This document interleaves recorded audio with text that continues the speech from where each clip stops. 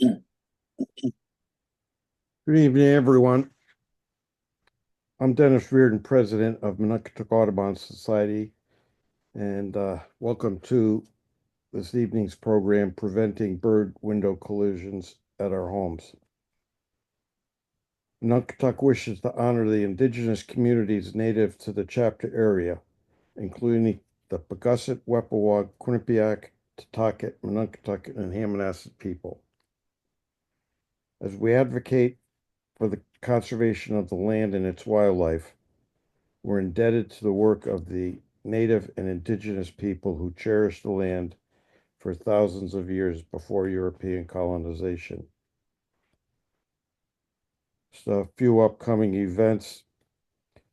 Sunday, we're going to be at Riverbound Farm, which is the sanctuary for Quinnipiac Valley Audubon Society, doing a plant sale there. Sunday, May 4th, will be at Guilford's Earth Day on the Green. Saturday, May 10th, we have World Migratory Bird Day at East Rock Park. And our next Zoom program is Tuesday, May 13th, Marjorie Winters with Connecticut Story, Geology of Connecticut. I don't have to introduce the speaker because the speaker is me.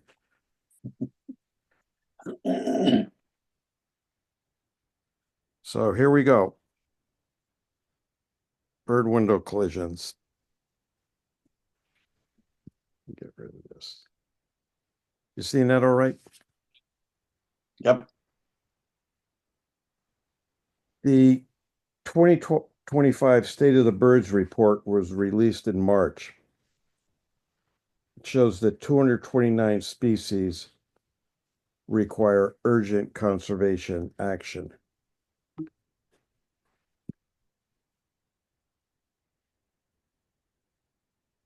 This report comes 5 years after the landmark 2019 study that documented the loss of 3 billion birds in North America over 50 years.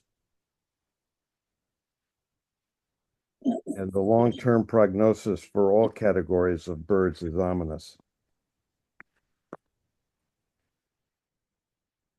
Audubon, Connecticut, New York Executive Director Mike Berger likens bird populations to the level of water in a bathtub. Reproduction and recruitment add to the population. Mortality decreases the population, just as water flowing in from a shower head adds to the water in the tub, and the drain reduces the amount of water. Right now, reproduction is insufficient and mortality is too high. Breeding birds have less habitat for them to nest and too little food for them to raise their chicks. Mortality is too high because of human activity. Neonicotinoids kill both adult birds and their chicks. Domestic cats are responsible for an estimated 2.4 billion bird deaths annually in the US. And collisions with glass kill more than 1 billion birds per year. We know that conservation works in halting declines. Evidence is clear from the rebound of ospreys and bald eagles here in Connecticut. We can bend the bird curve. The goal of tonight's talk is to introduce you to the issue of bird window collisions. Hopefully impress upon you how widespread and disaster it is and how to avoid it, and how that can help bend the bird curve.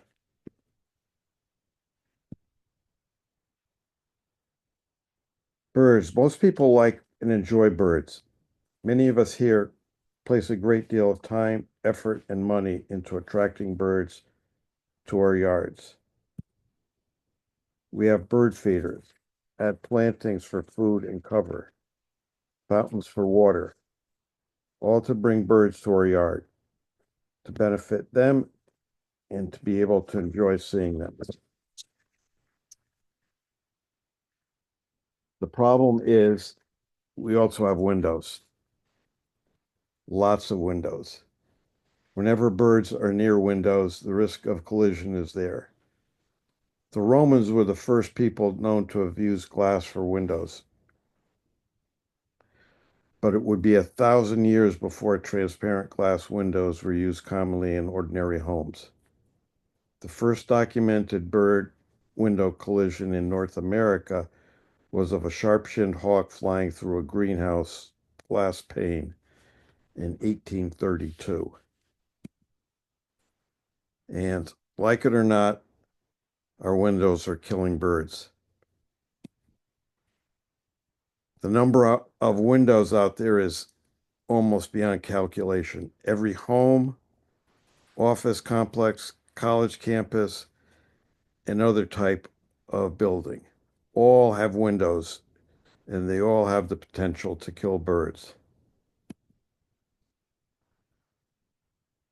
Dr. Clem began studying this problem in 1974, and much of what we know today is either directly from his research or based upon it. He was pretty much alone when he started, but now there are many working on this problem worldwide.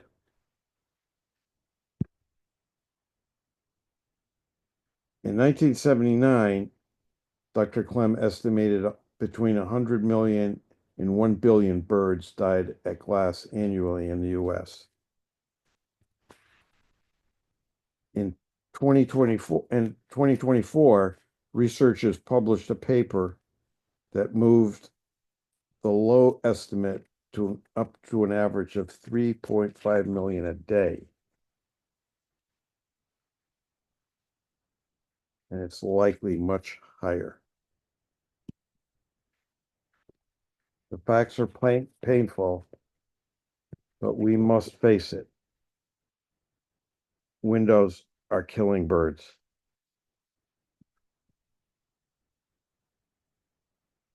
If you follow the news, you hear about bird deaths from poisoning, wind turbines, electrocutions, oil spills, cars, and many other causes. But only every few years about the horrific mortality of a couple hundred birds flying into a building, usually in bad weather. Those news stories are of hundreds and sometimes thousands of bird deaths, but we're talking about billions when it comes to the annual bird window collisions. Bird window collisions in large cities along migratory corridors can be stunning, with hundreds of dead and dying birds at individual buildings.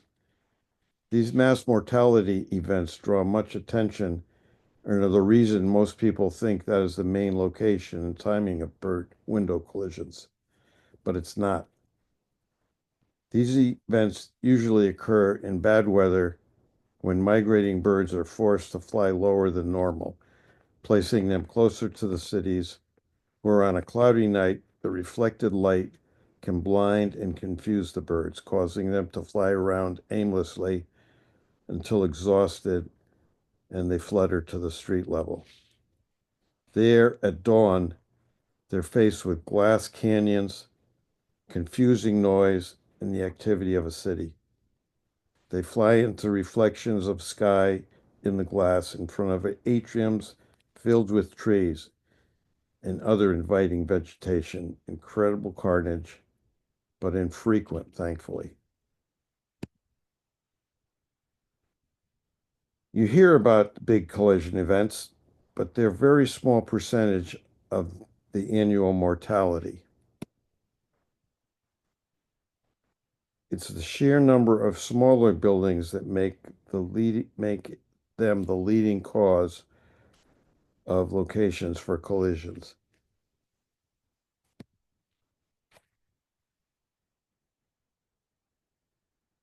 the sheer number of smaller buildings that make them leading cause of collisions. As homeowners, we don't need anybody's permission to make our windows bird friendly.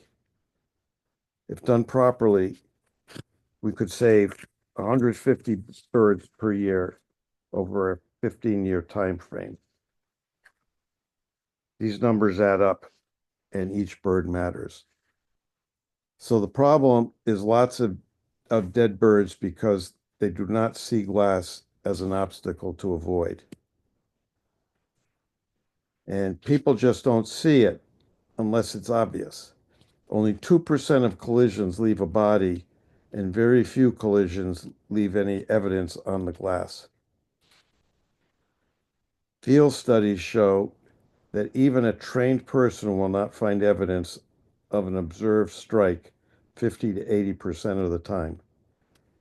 This can't be overstated.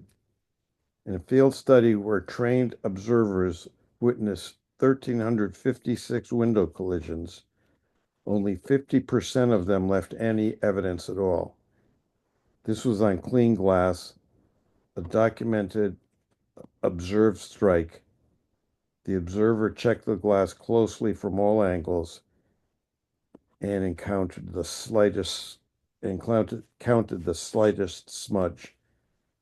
In one experiment, it was thought that most people would only document 5% of the strikes, if that.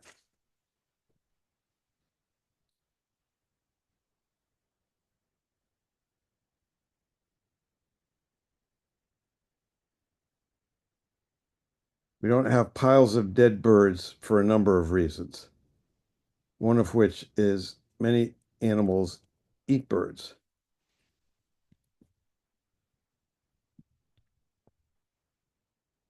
Here's a photo of a chipmunk eating a goldfinch and a cat with a dead bird. Other animals like skunks, squirrels, insects all eat dead birds. And birds have incredibly flexible necks. Hundreds of x-rays have shown they do not break their necks when they collide with glass, as people assume.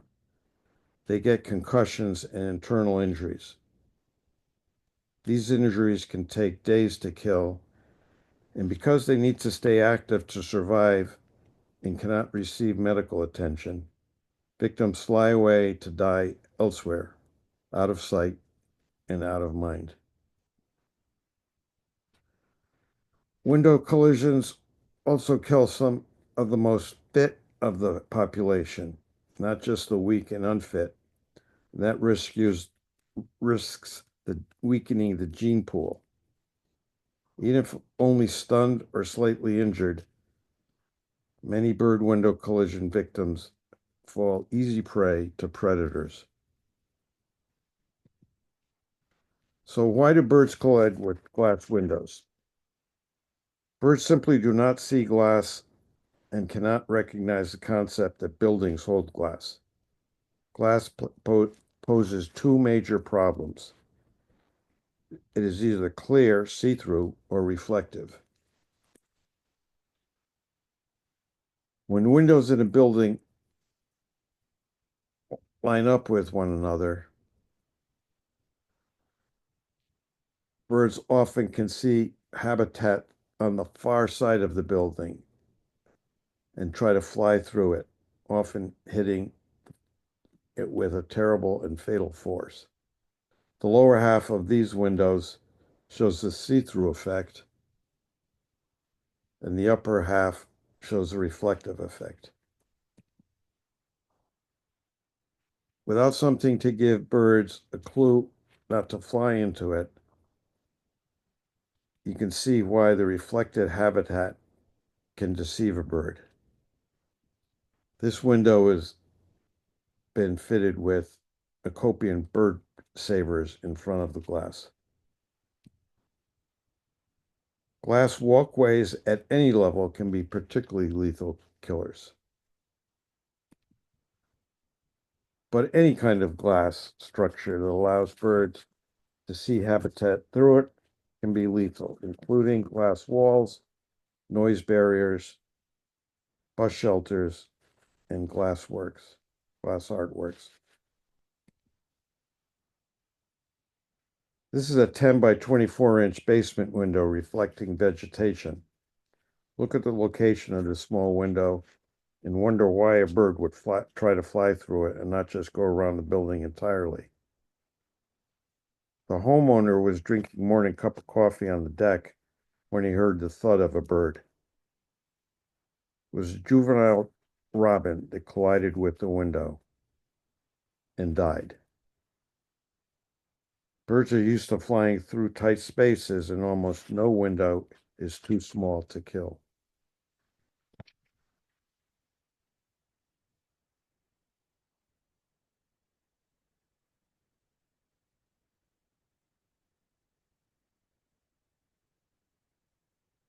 Morning dove strike.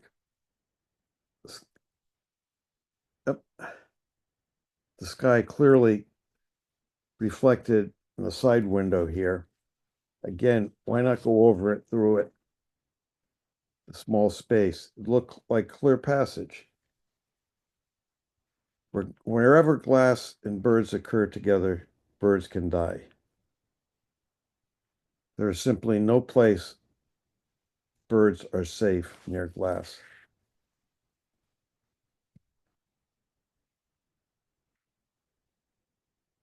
Most collisions are reported during migration and in urban areas. This is because when they do occur, hundreds can die at the same time and in full view of on the sidewalks in front of many people. Research has shown it is the day-to-day collisions that occur year-round at residential and low-rise commercial buildings that account for the majority of window collisions annually, often at homes with good habitat and feeders, food, and shelter. It's the sheer number of windows in our homes, schools, and corporate campuses that cause the greatest number of deaths.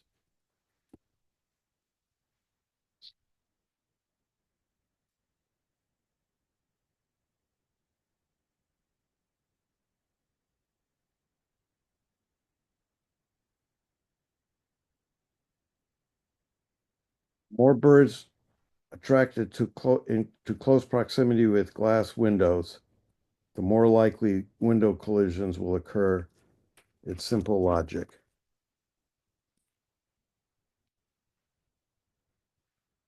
1,476 species worldwide have been documented to die colliding with glass, and 322 species of North American birds have been documented to do the same.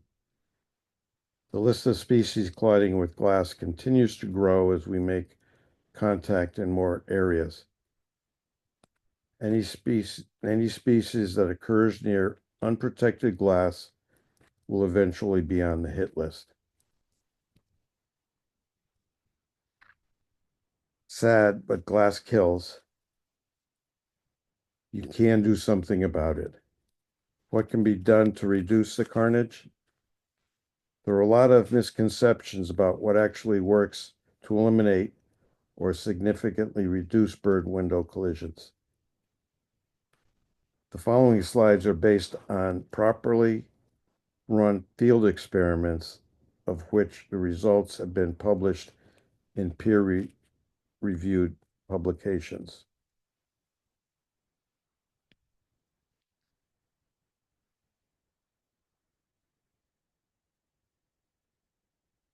Since birds do not recognize glass, you must either 1, physically prevent them from flying into it, or 2, make it a visible barrier that they can avoid.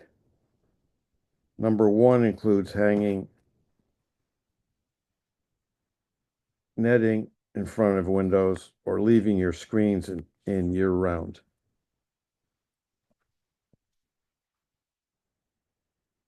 Number 2, making glass visible to birds. This is the most used method and can be accomplished using decals, stickers, strings, paints, dots, films, anything that birds can see and avoid. There are two very important rules that must be followed to make this effective. The first is the 2-inch by 4-inch rule for spacing of any item used to make a pattern. Any pattern using wider spacing than either vertically or horizontally will increase the likelihood of a collision. Some use a 2-by-2 pattern to offer greater protection for smaller birds like hummingbirds.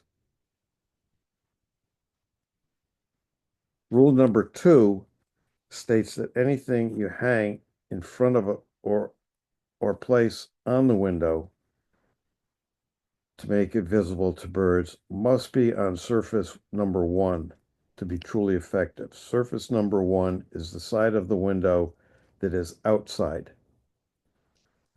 When a room behind the glass is darker than outdoors, it will mask the view of anything placed inside the glass, making it ineffective and preventing bird window collisions.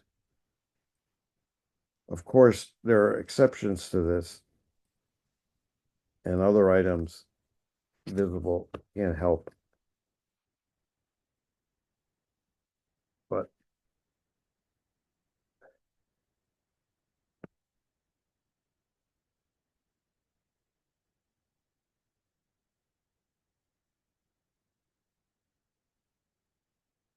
bird savers are a good example of the 2-by-4 rule in a vertical format.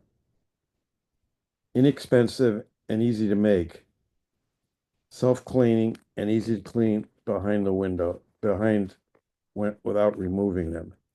Very simply, 8th-inch paracord is hanging on 4-inch centers. This window averaged 100 strikes a year until bird savers were installed.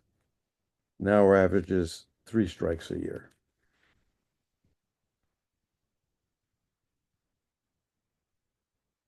Here are some of the tools used to make Copian bird savers.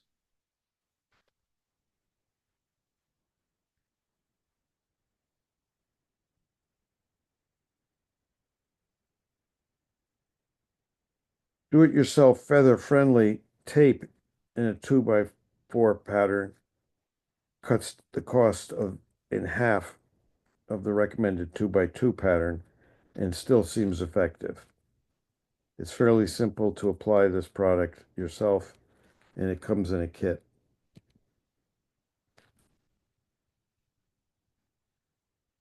Here are a couple of the kits that you can get.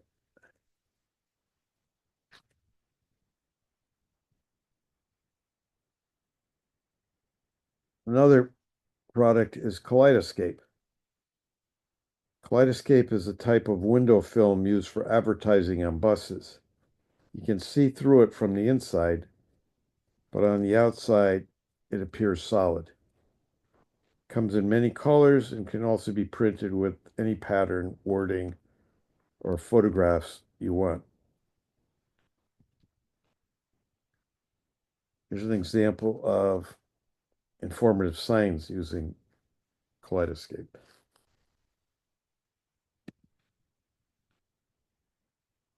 You can also cut Kaleidoscape into individual decals of any size and shape. The spacing is what matters. Remember 2-by-4 rule. Birds will hit any spacing that's larger than the than that.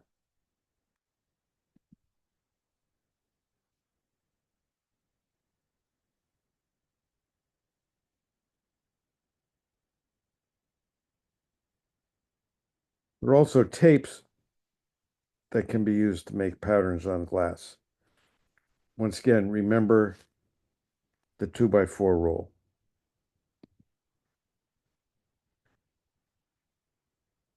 Glass markers are inexpensive and widely available. They're also easy to use. Don't do that. Tempera paint can be used to create imaginative designs on glass.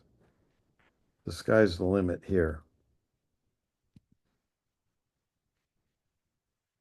Leaving blinds down and partially closed can help, but the method works best when the interior is well lighted or there are windows on both sides of the room.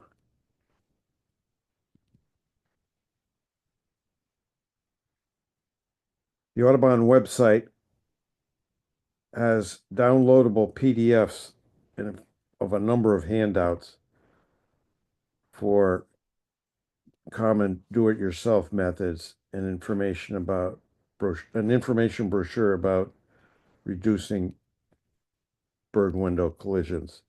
I'll put the link in the email that goes out tomorrow. So, what is bird friendly? Currently, in the US, there is no official standard for ranking or testing products claiming to be bird friendly. There are products being marketed as bird friendly that have been proven to actually be more lethal to birds than regular untreated glass. Must do some research when deciding to purchase any product claiming to be effective in preventing bird window collisions. If it seems too good to be true, it probably is. So, what are examples of things that don't work?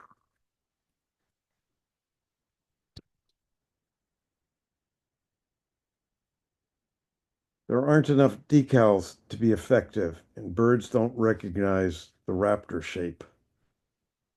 Any shape could be used, but again,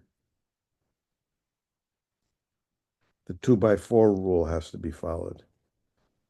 No open space larger than a hand should be visible.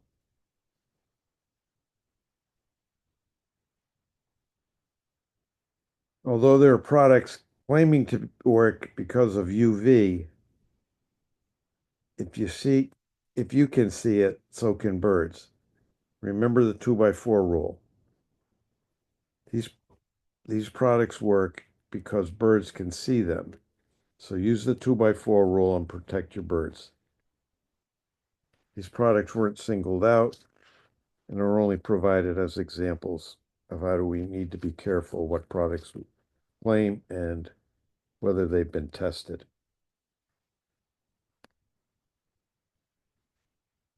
Feeders placed closer than 3 feet prevent birds at a feeder from building up enough momentum to harm themselves if startled.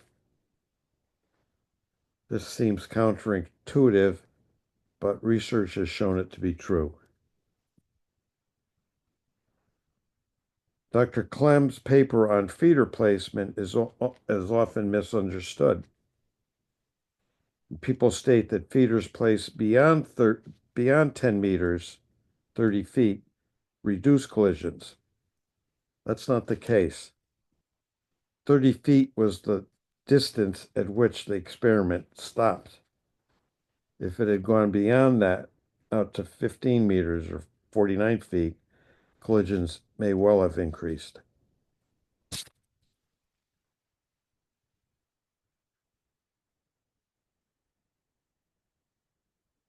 Birds can see in the ultraviolet UV spectrum, and we cannot. Work is being done to develop a product that has a pattern that birds can see and use to avoid the glass, but humans cannot see, and therefore it doesn't interfere with our view. A prototype UV window film with UV reflective strips alternating with UV absorbing strips was over 90% effective in field tests, but it's not yet available commercially.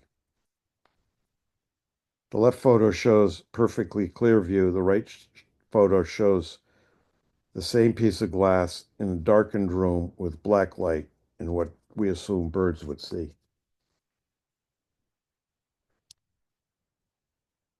Two companies are making glass using UV signals to deter window collisions that have passed field testing. Walter Glass in Montreal and Guardian Glass in Michigan. Neither are as effective as properly spaced visual markers, but offer a fairly effective alternative when visual markers are not an option. The good news is that industry is taking notice of the growing demand for solutions, and options for bird-friendly products are coming. There are many retrofit window films and glass with visible patterns designed to reduce and prevent window collisions. They're available from commercial and institutional markets. It's only time before the homeowner benefits from this development. So loads of choices out there, especially for homeowners and retrofits. Most options require a visible pattern using the 2x4 roll on the outside surface of windows to be effective. And in terms of why birds matter, there are many reasons. Birds help to sustain the lives of humans in many ways, including physical beauty, their attractive vocalizations, their infinite variety, their fascinating behaviors, and the ecological services they perform, like controlling insects, rodents, and diseases, pollinating plants, dispersing plant seeds, providing food for humans and other organisms, and consuming dead animals. Simply speaking, without birds, humans and many of the world's other organisms would cease to exist. So protecting them makes sense for many reasons that all of us can understand and appreciate.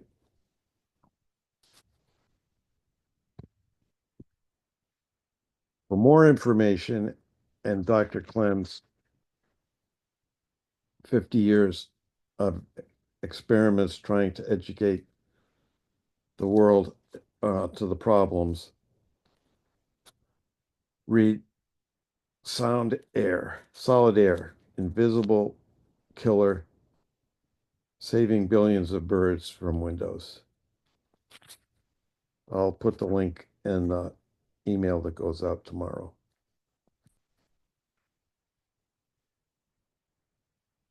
So there's lots of resources. These will be in the email tomorrow as well. And before we conclude, yesterday, a group of New Haven Park Rangers and Lights Out Connecticut people installed window collision prevention at West Rock Nature Center. Craig and I made copian bird savers to fit the windows, some of which were very large. Ranger Leanne installed feather friendly to the door windows, and you can see the bird savers behind her. And stay tuned for some DIY bird saver workshops.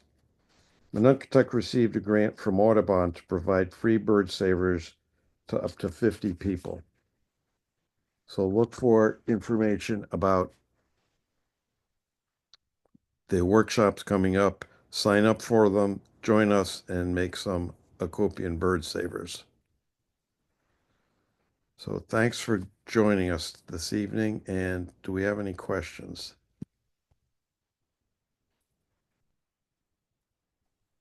What's the date for the program at Audubon, or not Audubon, Ansonia Nature Center? I don't have one.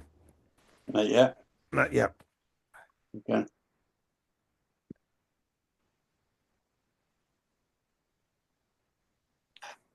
Amy, you want to come off mute?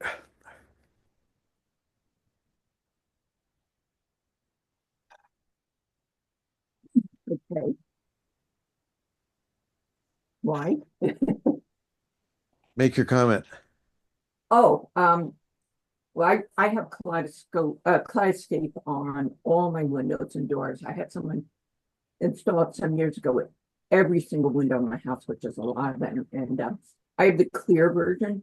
And one of the, well, two advantages. One, I can get right up to the birds when they can't see me. So I have some feeders right at my windows or right on my windows, and I can get right up to the birds. They can't see me. Another advantage is people outside the house can't look in the house, which is nice. One disadvantage, if I try to take photos of the birds outside through the windows, the camera does pick up some distortion, so that doesn't work so well. But they do claim on the website that no bird has ever died with kaleidoscope on the windows, and that's not true. I still get maybe one a year that I know was that I've actually witnessed. So it's not, nothing is 100%, but I used to have a lot of bird collisions till I installed it, and I highly recommend it. Again, I have the totally clear one. I know they have a lot more versions available now than when I was buying it. So yeah, that's my 2 cents for kaleidoscope. Thanks. Good to know firsthand. Anybody else?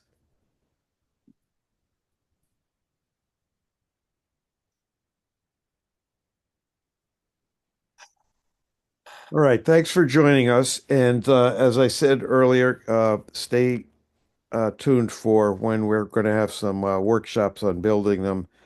It's pretty easy to do. You go home with 3 or 4 windows worth of Acopian bird savers.